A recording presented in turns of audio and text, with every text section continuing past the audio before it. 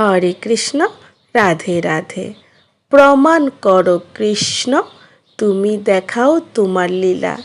একদিন এক সন্দেহপ্রবণ ব্রাহ্মণ কৃষ্ণের কাছে এসে বললেন, হে কৃষ্ণ, যদি সত্যি তুমি পরমেশ্বর হও তবে প্রমাণ দাও, দেখাও তোমার লীলা। কৃষ্ণ মৃদু হেসে বললেন, তুমি কি সত্যিই দেখতে চাও? ব্রাহ্মণ বললেন, অবশ্যই। আমি যুক্তিবাদী মানুষ, যা দেখি না তা বিশ্বাস করি না। কৃষ্ণ তখন তাকে বৃন্দাবনের একটি কুয়োর কাছে নিয়ে গেলেন। বললেন, এই কুয়োতে তাকাও, যা দেখতে পাও তা সত্যি বলবে। ব্রাহ্মণ কৌতূহল নিয়ে কুয়োর জলে তাকালেন।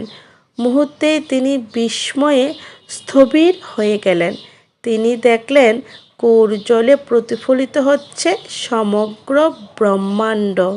অনন্ত গ্রহ, নক্ষত্র, দেব দেবতা, সমগ্র সৃষ্টির চিত্র সেখানে ফুটে উঠেছে। আর সৃষ্টির কেন্দ্রে বসে আছেন স্বয়ং কৃষ্ণ। তিনি চমকে উঠে পিছিয়ে গেলেন।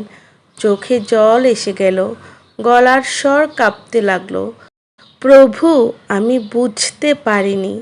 আমি আপনাকে চ্যালেঞ্জ করার দুঃসাহস দেখিয়েছি, আমায় ক্ষমা করুন। কৃষ্ণ হাসলেন, প্রমাণ চাইলে দেখালাম, কিন্তু বিশ্বাস কি তোমার অন্তর থেকে এলো? ব্রাহ্মণ মাথা নিচু করে বললেন, না প্রভু, বিশ্বাস তো অনুভূতি থেকে জন্ম নেয়, যুক্তি দিয়ে নয়।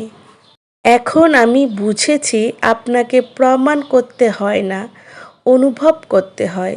এই গল্পের শিক্ষা হলো, ভগবানকে যুক্তি দিয়ে খুঁজলে কেবল প্রশ্নের পর প্রশ্ন আসবে, কিন্তু যখন অন্তর থেকে তাকে ডাকবে তখন তিনিই আপনাকে অনুভব করিয়ে দেবেন তার অস্তিত্ব।